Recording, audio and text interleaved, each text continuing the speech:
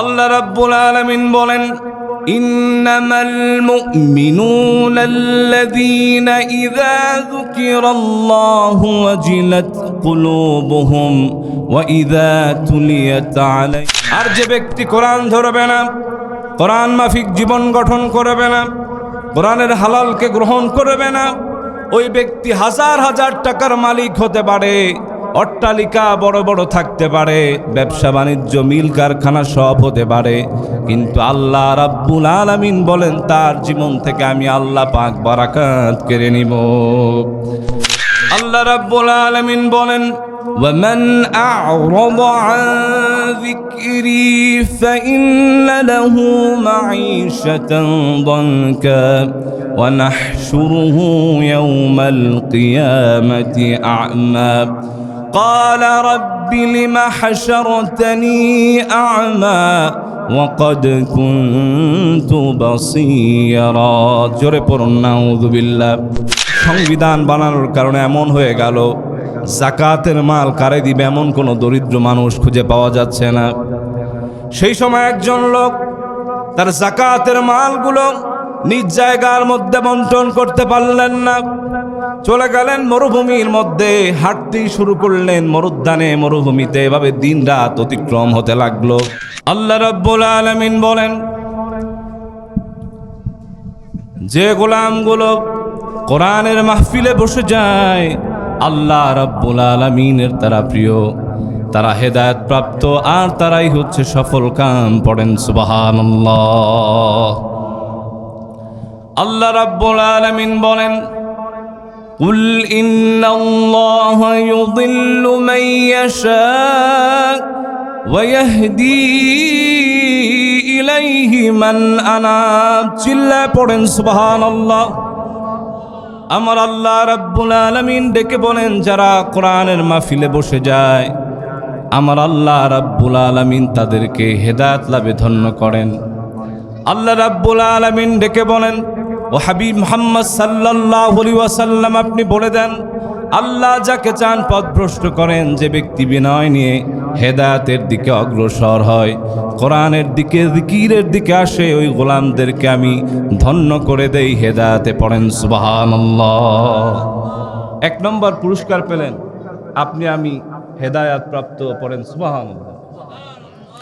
দুই নম্বর হচ্ছে, কোনো ব্যক্তি যদি কোরআনের মজলায় বসে তিনি কোরআনের গাইডলাইনকে ফলো করে জীবন গঠন করতে পারেন, একটা সেকেন্ডের জন্য জাহান্নামে পড়তে হবে না, ওই ব্যক্তিকে আল্লাহ পাক সোজা জান্নাতে পৌঁছায় দিবেন। পড়েন সুবহানাল্লাহ।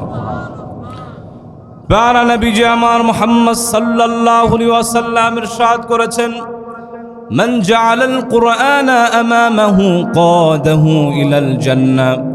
যে বা যারা কোরআনকে নেতা বানাবে, কোরআনের নেতৃত্ব, অনুশাসন, অনুকরণে জীবন গঠন করবে, কোরআন যা হালাল বলে তা গ্রহণ করবে, যেগুলো নিষেধ করে তা বর্জন করবে, এ মাফিক জীবন গঠন করে কোরআনকে নেতা মানার কারণে কাল কিয়ামতের ময়দানে, মুসিবতের দিনে কোরআন তাদের নেতা হয়ে নেতৃত্ব দিয়ে সোজা আল্লাহর জান্নাতে পৌঁছায় দিবে। তিন নম্বর পুরস্কার শোনেন, সহিহ আল বুখারীতে এসেছে, আল্লাহর প্যারা নবী মুহাম্মদ সাল্লাল্লাহু আলাইহি ওয়াসাল্লাম ইরশাদ করেছেন, যে ব্যক্তি কোরআনের মাহফিলে বসে যায়, মধ্যবর্তী সময়ে আল্লাহ রাব্বুল আলামিন একদল ফেরেশতা নিযুক্ত করে দেন, যাদের কাজ হলো, ডিউটিটাই হলো, যখন কোনো ব্যক্তি জিকির, আযকার এবং কোরআনুল কারীম তেলাওয়াত করে সেগুলো নোট করা। আপনারা যে এই মহিলা হিফজ মাদ্রাসার আয়োজনে এসেছেন, এই প্যান্ডেলও আল্লাহ পাক এক সময় ওই ফেরেশতাদেরকে পাঠায়া দেন, তারা তাদের ডিউটি পালন করে আসমানে চলে যায়। আমার আল্লাহ পাক সব জানেন, তারপরও জিজ্ঞাসা করেন, ও গোলামেরা, ও ফেরেশতারা, তোমরা কোন জায়গা থেকে আসলে? তারা বলে, আল্লাহ এই অমুক জায়গায় আপনার কিছু গোলামেরা, বান্দারা মিলে কোরআন শুনছে, জিকির করছে, আযকার করছে, ওই সবগুলো আমরা নোট করে নিয়েছি আল্লাহ, এইগুলো করার জন্য আমরা ডিউটি পালন করেছি। আমার আল্লাহ পাক বলেন, তাদের মনটা নরম কেন, চোখে পানি কেন? তারা আমি আল্লাহ পাকের কাছে কি চায়? আপনারা এই সন্ধ্যা থেকে পর্যন্ত যে আয়োজন শুনলেন, আপনি আমি প্রত্যেকেই জান্নাত চাই, ঠিক কিনা বলেন? তারা আমার কাছে কি চায়? ফেরেশতারা প্রতি উত্তর করে বলেন, আল্লাহ, তারা আপনার জান্নাত চায়। আমার আল্লাহ রাব্বুল আলামিন জিজ্ঞাসা করেন, ফেরেশতারা তারা কি আমার জান্নাত দেখেছে নাকি? ফেরেশতারা প্রতি উত্তর করে বলে, আল্লাহ, তারা তো আপনার জান্নাত দেখে নাই, তবু আপনাকে ভয় করে কোরআন হাদিসের কথা শুনে জান্নাত বিশ্বাস করেছে।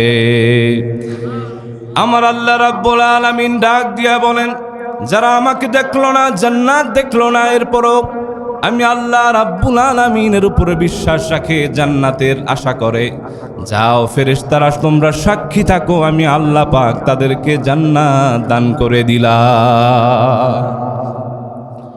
শুধু তাই না ভাইরা, এই যে আপনারা কোরআন শুনছেন, তার কারণে আর একটা ফজিলত হলো, এই যে আপনারা কোরআন হাদিসের কথাগুলো শোনেন, সিধা কথাগুলো শোনেন, সত্য কথাগুলো শোনেন, জাহান্নামের কথা যখন শোনেন মনটা নরম হয়ে যায়, চোখে পানি আসে, ঠিক কিনা বলেন?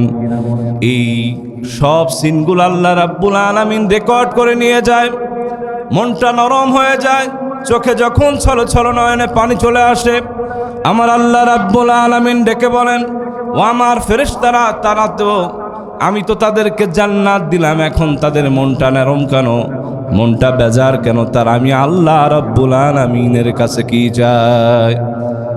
আল্লাহর হাবিব প্যারা নবীজি আমার মুহাম্মদ সাল্লাল্লাহু আলাইহি ওয়াসাল্লাম ইরশাদ করেন, ফেরেশতারা বলেন, আল্লাহ, তারা আপনার জাহান্নাম থেকে বাঁচতে চায়, আপনার আযাব গজব থেকে তারা বাঁচতে চায়।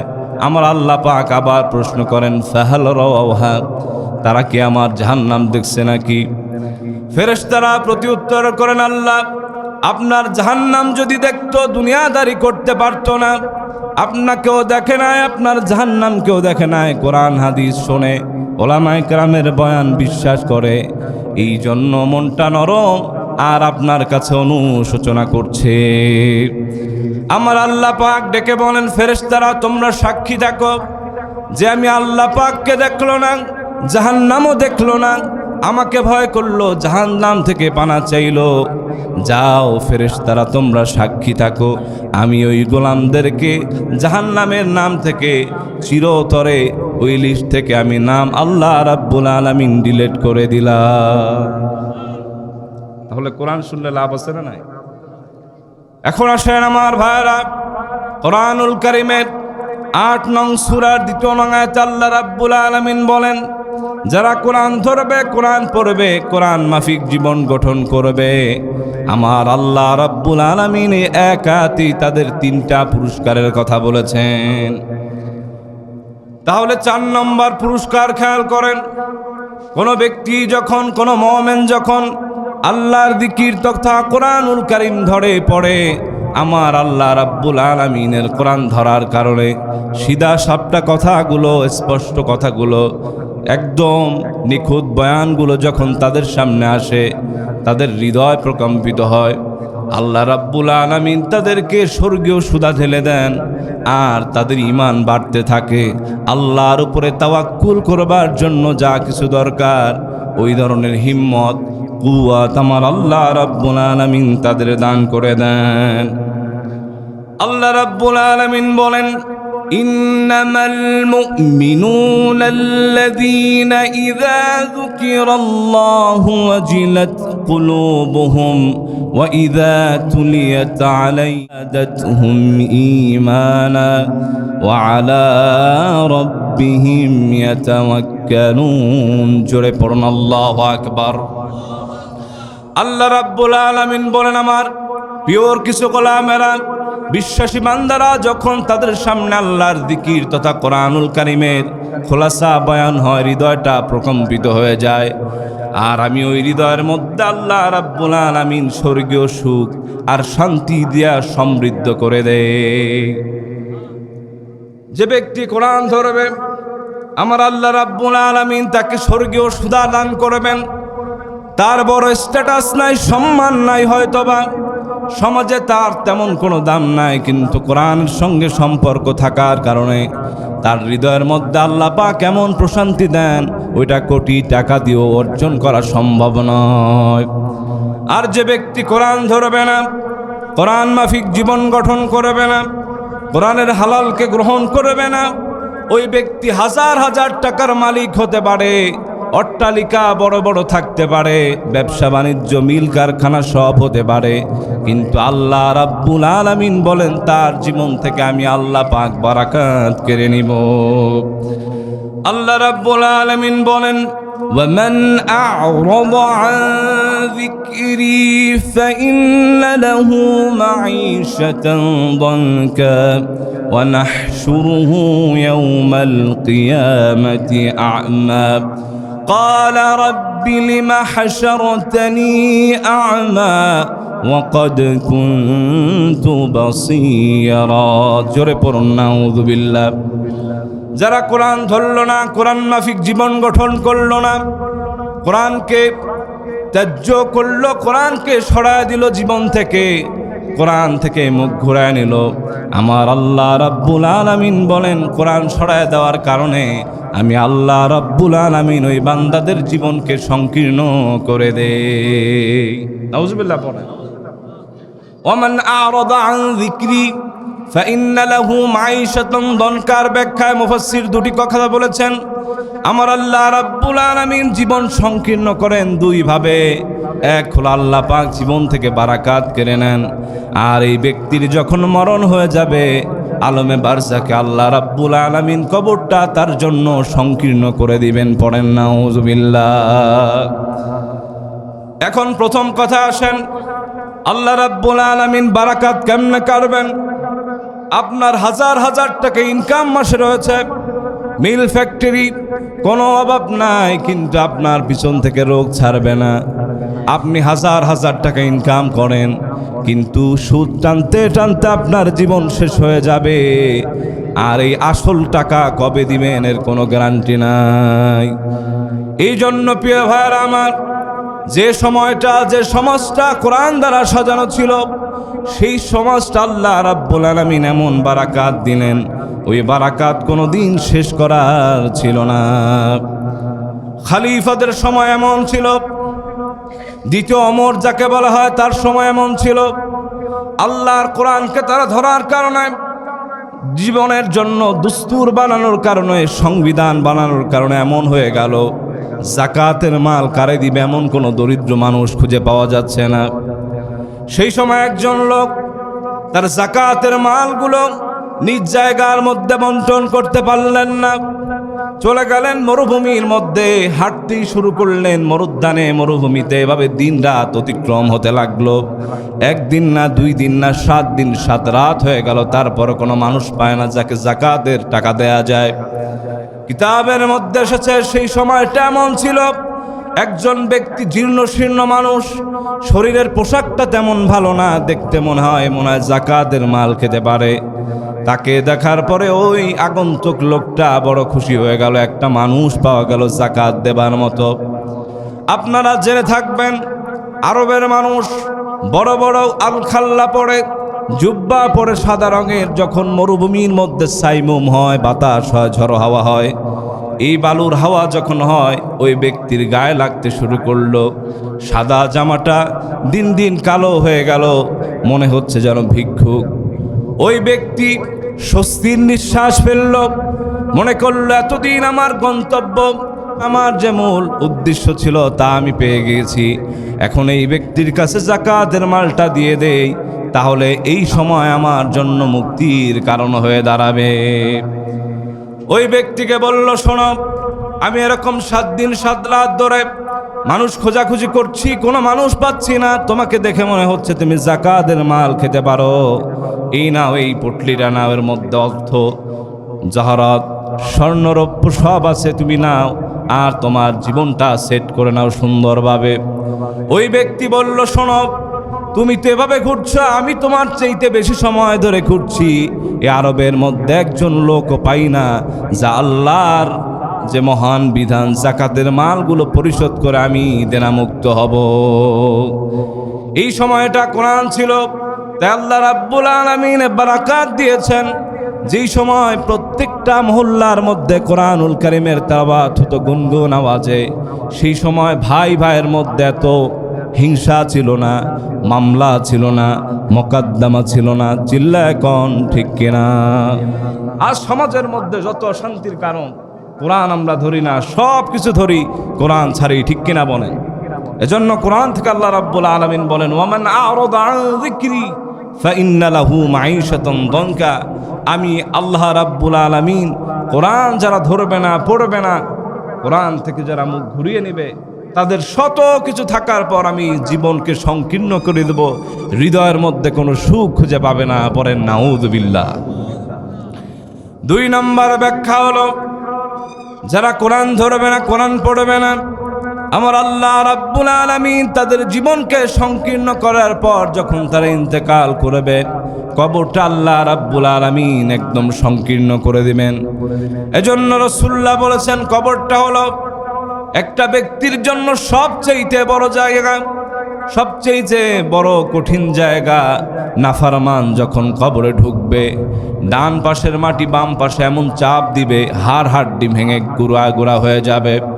আবার বাম থেকে ডানে, এভাবে করতে করতে কিয়ামত পর্যন্ত তাকে শাস্তি দেওয়া হবে। এই জন্য যারা কোরআন ধরবে না, আমার আল্লাহ রাব্বুল আলামিন তাদেরকে শাস্তি দিতে থাকবেন। পড়েন নাউযুবিল্লাহ। আর যারা কোরআন ধরবে, কোরআন পড়বে, আল্লাহ রাব্বুল আলামিনের তাদেরকে কবরে যখন রাখা হবে, কবর যখন তাদেরকে আযাব দিতে থাকবে, কোরআন তাদেরকে প্রোটেক্ট করবে, বাঁচায় নেবে। পড়েন সুবহানাল্লাহ।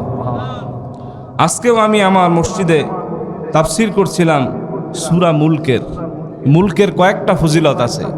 এর মধ্যে একটা হচ্ছে, কোনো ব্যক্তি যদি ঘুমানোর পূর্বে সূরাতুল মুলক একবার প্রতিনিয়ত তেলাওয়াত করে, কবরে যখন বান্দাকে নামানো হবে, এই কবরে বান্দা চলে যাবার পর যদি তাকে আযাবের ফেরেশতা আযাব দিতে আসে, পাখি যেমন বা অন্য কোনো প্রাণী যেমন তার বাচ্চাগুলোকে ডানার মধ্যে নেয় সেভ করার জন্য, সূরা মুলক ওই বান্দাকে, ওই বান্দিকে ওইভাবে সেভ করবে, ওই আযাব থেকে বাঁচায় দিবে। পড়েন সুবহানাল্লাহ। হযরত আবু হুরায়রা রাদিয়াল্লাহু তাআলা আনহু থেকে বর্ণিত, তিনি বলেন, রাসূল করিম সাল্লাল্লাহু আলাইহি ওয়াসাল্লাম ইরশাদ করেছেন, যে ব্যক্তি সূরাতুল মুলকের এই 30টা আয়াত তেলাওয়াত করবে প্রতিনিয়ত, আমার আল্লাহ রাব্বুল আলামিন তাকে শুধু কবরে না, পরবর্তী জীবনে হাসর নাসর মিজান পুলসিরাতে যখন তাকে জাহান্নামের কাজ তিনি করেছেন তাই জাহান্নামে টেনে নেওয়া হবে, ওই মুলক দাঁড়ায়া যাবে যে এই গোলামকে নেওয়া যাবে না, ও প্রতিনিয়ত আমাকে তেলাওয়াত করতো, আজ তার জন্য আমি সুরক্ষা হয়ে যাব। পড়েন সুবহানাল্লাহ। তাহলে কোরআন পড়া দরকার আছে না নাই? তাহলে যারা কোরআন পড়বে, আল্লাহ পাক তাদেরকে হৃদয়ের মধ্যে প্রশান্তি দান করবেন, যেই প্রশান্তি আপনার কোটি টাকা অর্থ বৈভব অনেক কিছু থাকলেও থাকবে না। কিন্তু যার কোরআন নাই, যার আল্লাহর সঙ্গে সম্পর্ক নাই, যার জিকির নাই, যার এই কোরআনিক জীবন নাই, তারা আপনি সব কিছু দেন কিন্তু সে প্রকৃত সুখ খুঁজে পায় না। ঠিক কিনা বলেন? এরপরে 5 নম্বর গুণ হলো, যারা কোরআন ধরবে, কোরআন পড়বে, আল্লাহ রাব্বুল আলামিন তাদের ঈমানের নূর বাড়ায় দেবেন। সাদাতুম ঈমান আর ব্যাখ্যা এসেছে, মুফাসসিরগণ লেখেন, ঈমান তো কিছু মৌলিক বিষয়ের নাম যেগুলো মেনে নেয়। যেমন আমরা পড়েছি, আমানতু বিল্লাহি ওয়া মালাইকাতিহি ওয়া কুতুবিহি ওয়া রাসূলিহি ওয়াল ইয়াউমিল আখির। এভাবে করে 7টি বিষয় আমরা হৃদয়ের মধ্যে ইনস্টল করেছি। এই সবগুলো এবং আনুষঙ্গিক যে বিষয়গুলো আছে সব হচ্ছে ঈমান। ঈমান বাড়ার বিষয় না। মুফাসসিরগণ লিখেন, যখন ব্যক্তি গুনাহ করে তখন তার হৃদয় থেকে ঈমানের নূরটা উঠে যায়। যখন কোরআন আবার ধরে, আল্লাহ রাব্বুল আলামিন তাকে এই ঈমানের নূরটা ফেরত দেন। ওই নূরে সে আলোকিত হয়ে বাকি জীবন চলতে থাকে, আর আল্লাহ রাব্বুল আলামিনের উপর শতভাগ তাওয়াক্কুল করার শক্তি খুঁজে পায়। এই জন্য আল্লাহ রাব্বুল আলামিন বলেন, তারপরে যারা কোরআন ধরবে, কোরআন মানবে, তাদের যে গুণ আল্লাহ রাব্বুল আলামিন দান করবেন, ওয়া আলা রাব্বিহিম ইয়াতাওয়াক্কালুন। আল্লাহর উপরে তাওয়াক্কুল করবার জন্য যে কোয়ালিটিটা দরকার, যে হিম্মত দরকার, যে শক্তি দরকার, কুওয়াত, ওগুলো আমার আল্লাহ রাব্বুল আলামিন কোরআন ধরার কারণে, পড়ার কারণে দান করে দিবেন। পড়েন সুবহানাল্লাহ।